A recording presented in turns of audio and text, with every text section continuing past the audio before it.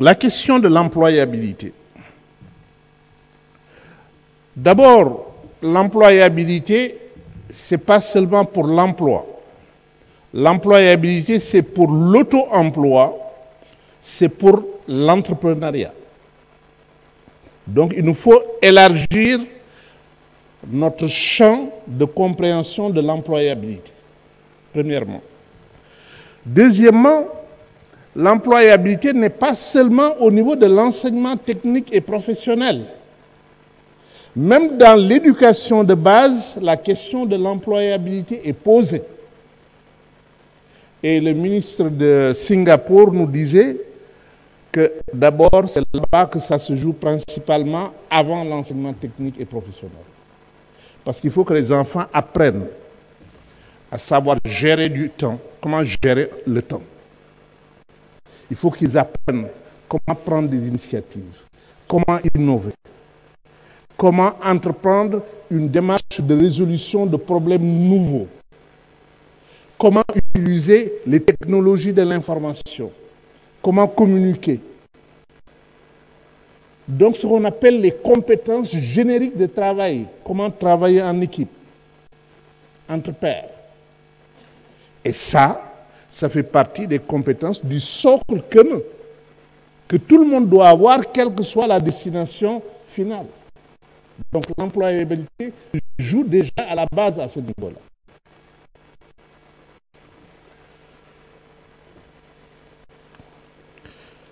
J'en viens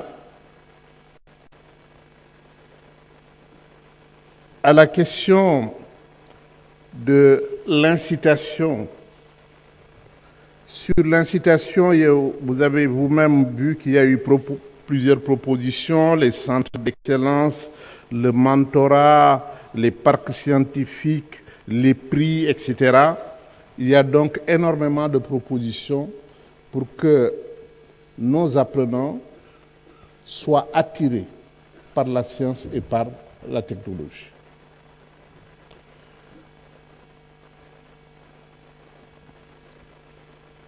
La question de la réussite de la mise en œuvre. Il y a eu beaucoup de propositions sur les deux thèmes suivants sur lesquels je ne vais pas insister parce que c'est compris dans le premier thème, l'éducation de qualité, la décolonisation de l'école africaine, la question de la renaissance culturelle africaine, tout cela est en réalité dans cette transformation. Donc, je passe à la réussite de la mise en œuvre.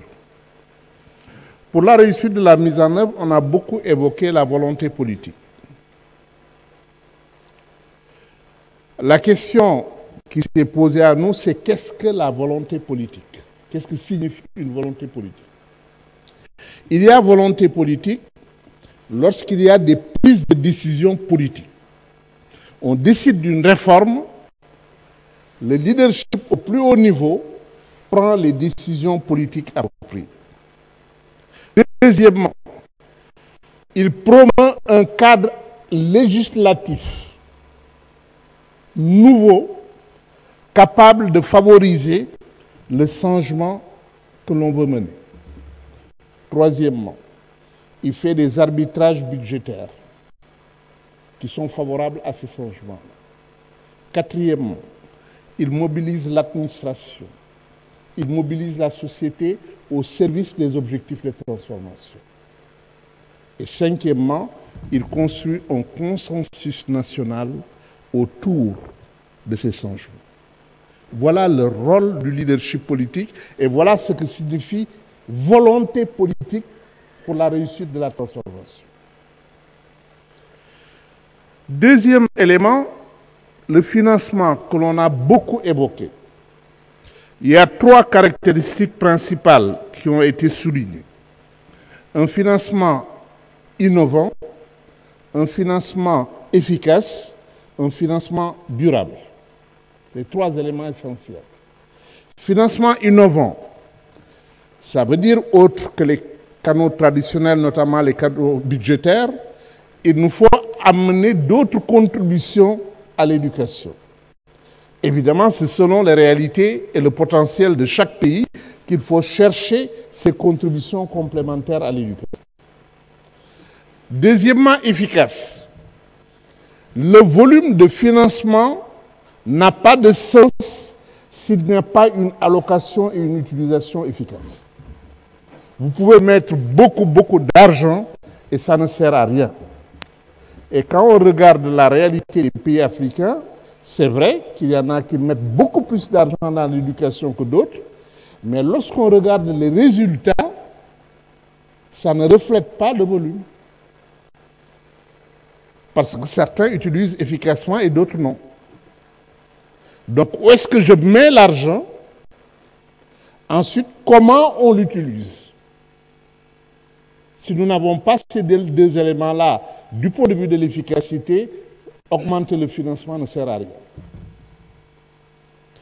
Et enfin, durable, il ne faut pas qu'un gouvernement s'engage sur des modèles qui ne peuvent pas tenir. Parce que le coût est sans rapport avec les ressources du pays.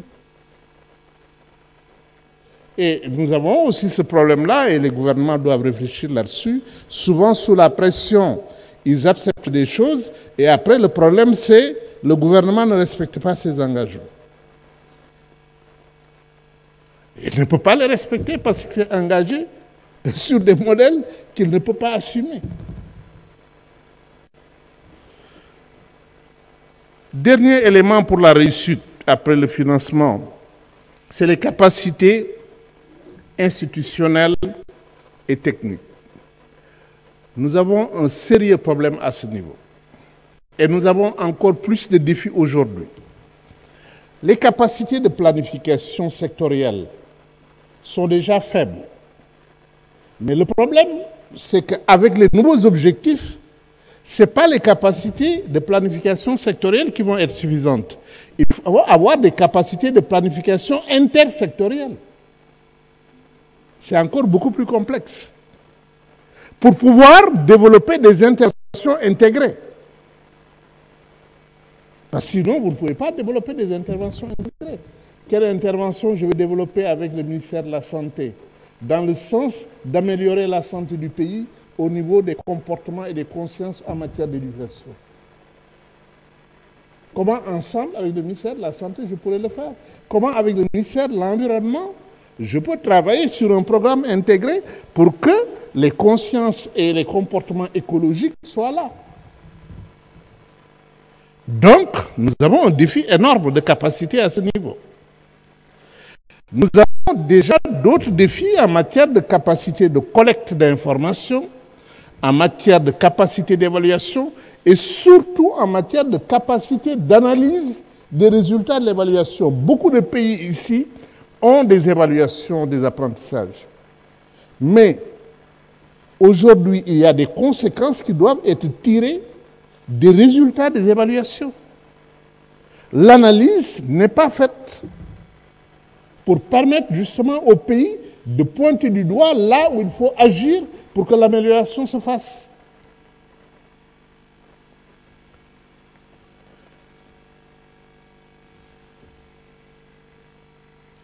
One minute. Okay. Alors, nous avons dit l'essentiel. Ce qui reste, c'est que la feuille de route, ce que les discussions ont modifié, c'est que la feuille de route avait cité 5 domaines prioritaires. Ces 5 domaines ont été modifiés. Le premier domaine prioritaire est en rapport avec la transformation. Le deuxième domaine prioritaire est en rapport avec l'éducation de qualité pour tous. Le troisième domaine prioritaire est en rapport avec la révolution des compétences. Compétences techniques et professionnelles comme compétences scientifiques et technologiques. Le quatrième domaine est en relation avec la construction de l'identité culturelle africaine à travers l'éducation. Et le dernier domaine, c'est les comportements pour la durabilité. La durabilité, comment ça se pose dans les pays et quel comportement promouvoir pour assurer la durabilité économique, la durabilité sociale, la durabilité environnementale, la durabilité culturelle et l'autre durabilité dont on a parlé ici, la durabilité des apprentissages, c'est-à-dire l'apprentissage tout au long de la vie. Je vous remercie.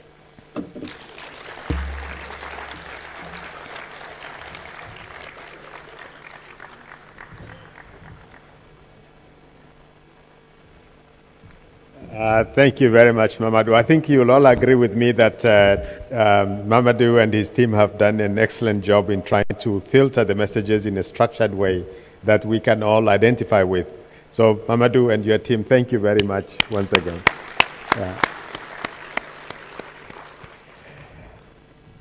I would like now to suggest that we use just 10 minutes and no more than that to highlight any issues that have come up in the discussions during this week, which you think were not captured in there. And if we don't have issues, we'll spare the 10 minutes for the next session. But I would like to open this up and starting with the ministers in front of me, and then I'll go to the audience.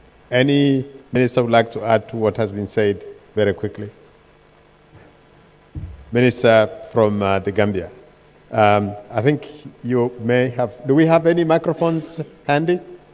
No, we don't. Please come here very quickly so that we can move this to in time. Yeah.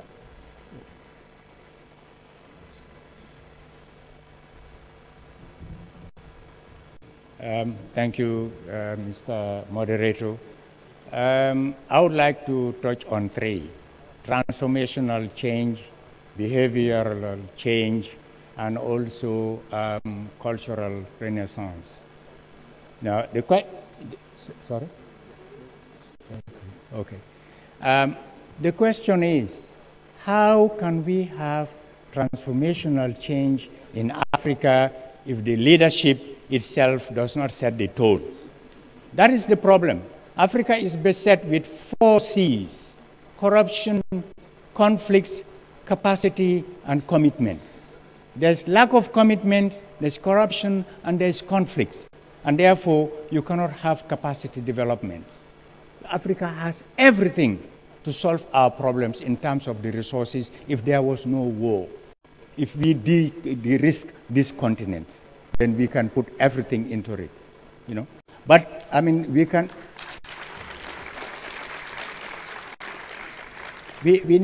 need to challenge the African Union and the respective blocs to solve the conflicts of Africa so that at least we can have more resources for education and for the other things. That's the number one thing. Number two, we should challenge ourselves to set up this fund quickly so that at least, as we discussed this morning, some of those agencies that we talked that should contribute to this pot, that is done. Because at the end of the day, it's not a question of how many promises we make or how much we talk here. We go beyond virtuous statements. It's what we do and the promises that we make that will make the difference. I know it's not going to be easy because development is not like instant coffee or espresso. It's a process, but we should be able to reach there if we provide the commitment and make sure that we hold our leadership to account. Thank you. Thank you, Minister. I see one hand. Can I see all the hands? Two hands. Minister, can we start with the Minister Papias here, and then we'll go up there and there, and that will be it. Oh, okay. Yes. Thank you. Minister Papias. Thank you, Peter.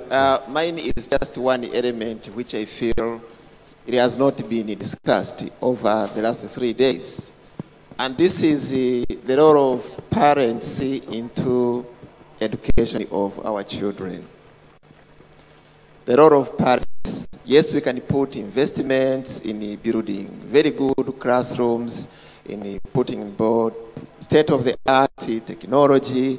We can make all these very good investments, but they will not come to the fruition if the element of parents, if the element of the family is missing. Over the years, we have been seeing the moral decay, moral degradation of the values within the families. And the true education, the true African education, which used to be very good, it was grounded on the fundamental principles and the fundamental values. And the home, the family, it is the custodian of these moral values. So the role of the parents, it's very key going forward to impart the right and the quality of education which we all desire to see. Thank you. Thank you, Minister. Where was the, who has the microphone? Yeah, can you give it to the gentleman over there and the other one to Ibrahima? And, oh, okay, and Therese. Yeah, I think there's one other person on that side. If we have enough microphones, let the people who have the microphones keep them so that you can immediately come in when... so we're going to start here, Therese, and then we'll come to you. Yeah. Merci, Monsieur le Président. En fait, je voudrais, au nom de pas mal d'organisations de la société civile, remercier les organisateurs. C'est vrai qu'on n'a pas eu souvent le temps de réagir quand un certain nombre de questions ont été posées. Mais l'essentiel a été dit et je pense que la synthèse est très bonne et également les rapports qu'on a eu ce matin. Je voudrais, Monsieur le Président, dire deux choses. D'abord, à propos de la volonté politique, je crois que Ndoye a donné des indicateurs extrêmement importants, mais je voudrais revenir sur cette question. Est-ce qu'on peut parler de volonté politique sans articuler avec la conscience politique? Je m'explique. Il y a une dizaine d'années, on était tous à Bamako. On demande aux États de donner au minimum 3% de leur budget pour l'éducation, de donner ça à l'alphabétisation, ce qui n'est pas le cas. Donc, est-ce qu'il y a cette volonté politique? Moi qui vous parle, à l'UNESCO, cette année, on a lancé une pétition contre le sabotage des langues nationales en Afrique. Sabotage, parce que c'est d'abord les États et ensuite le secteur privé qui sabote. Ce qui fait que les progrès sont très difficiles. Donc ça, c'est la question que je voudrais poser, c'est la conscience. Est-ce qu'on est conscient que ça ne peut pas marcher si les gens ne sont pas alphabétisés? Si on est conscient, il faut se donner les moyens. Dernier élément, et c'est là où je termine, c'est concernant le fonds régional. C'est une très bonne idée, mais est-ce que ce fonds régional africain peut marcher si au niveau national, on n'accepte pas qu'il y ait de fonds nationaux et que tous les acteurs puissent, de manière transparente, voir comment les fonds sont constitués, les trois sources dont on a parlé, l'État, les familles, le secteur privé par la responsabilité sociale des entreprises. Est-ce qu'on peut faire marcher le fonds au niveau africain s'il n'y a pas de transparence et crédibilité? Merci beaucoup. Félicitations. Thank you. Therese? Thank you very much, and thank you, Mamadou. Thank you for the ministers. First and foremost, I just felt that, you know, normally when we meet as ADEA, we should hear the ministers, but we should hear the partners, because this is an association. And I believe the ministers have spoken. The meeting was looking at a broader how. And I think that engagement was not heard enough. One of the things we should bear in mind is that the discussion on education, as has been reflected, started in two agendas, and we have discussed this. We have not heard, and we need commitments from ministers that they would ensure that there will be no child left behind. We have not heard enough the debate on whether really 12 years would be guaranteed. There has been the issue of the fund. I believe this is good, and it is important, and everybody is saying yes, but we also have to agree that it is about structured financing. It is not just about the money in the pot.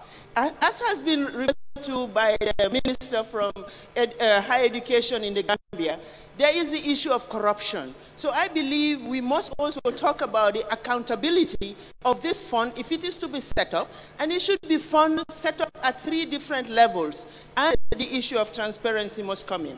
I also feel that we have not given enough attention to higher education. But here on the continent, we know that the Addis Convention has talked about harmonization and mobility of students and professors. So we must understand that there is an ongoing process, and ministers must be prepared to adhere to this, because a lot of them have not really signed this convention. And finally, I believe we had looked at the fact that it's not just one way, it's multiple pathways. It's the formal, it's the non-formal, and it's the informal. Can we really ensure that in the conclusion, we really make education broad enough to be able to accommodate those who are left behind? I just believe that this requires some emphasis, and it must be seen in the conclusion of this meeting, so that the conclusions would be in line with the expectations of Agenda 2030 and the Continental Strategy for Education, CESA 2025. Thank you very much. Thank you, Therese. Thank you. Okay, very quickly, I'm going to have to stop this session to allow us to get in time. Yes, please. Merci. Yeah, go ahead. Voilà. Merci beaucoup, monsieur le modérateur. Je voudrais remercier Mamadou Ndoye pour la précision de la synthèse globale pour nos travaux. Je voudrais juste insister sur un point. Et la synthèse l'a très bien fait ressortir. Il s'agit de l'éducation comme moteur de la transformation dont nous avons parlé. Mais l'éducation elle-même a un moteur. Et nous pensons que ce moteur, c'est la petite enfance.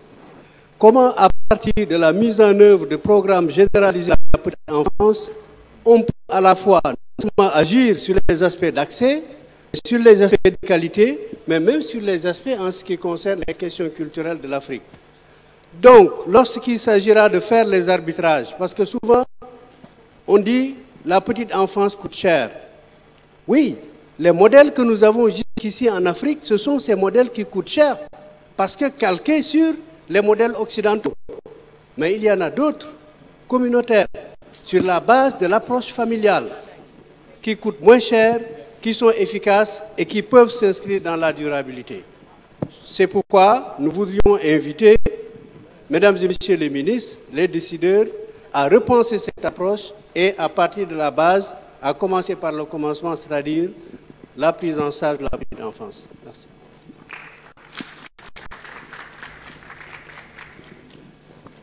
Je ne sais pas comment ça marche. Bon. Ibrahima, very briefly. Très rapidement. En fait, le point que je voulais soulever a été bien abordé par notre collègue de l'UNESCO. Parce que mon problème, encore une fois, c'est que souvent nous avons tendance à confondre éducation et enseignement. On se concentre beaucoup plus sur les enfants qui sont en classe. On oublie les autres qui constituent actuellement près de la moitié. Il faudrait qu'on réfléchisse sur l'éducation en dehors de la classe. Pas seulement de manière théorique, mais à la pratique. Je pense que ça, c'est un problème important. Le deuxième problème, c'était tout le problème de conflit, post-conflit, aussi bien politique que militaire. En fait, il y a eu tout un sous-thème qui a travaillé sur le sujet, et peut-être que ce serait intéressant qu'au bout du compte, dans les synthèses, on aborde cette question, parce que c'est l'une des questions qui empêche l'éducation d'avoir lieu dans beaucoup d'endroits. Le conflit, que ce soit politique ou non. Voilà, c'est comme c'est déjà discuté, je ne vais pas tirer là-dessus, mais en tout cas, il y a deux points qui me paraissent importants à rajouter. Merci.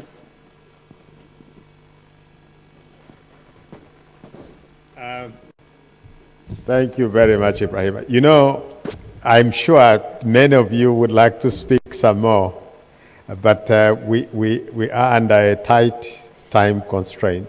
So I want to apologize on behalf of the entire team that is responsible for this event that would have to bring this to an end. The whole idea about this session was not to have a debate, but rather to share with you the messages and then to give you the opportunity to add on to that. And Mamadou has been taking very good notes of all the contributions that have come from you in this last 10 or so minutes. So this will be captured in the summary that will be and distributed to everybody.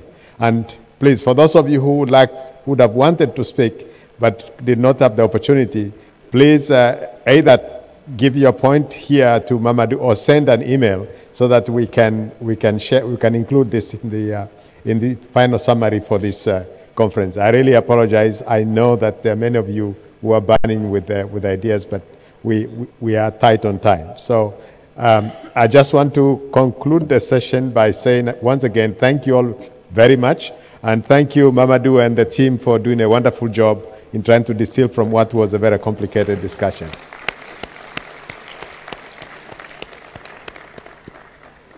I will now hand over to the MCs to lead us to the next section.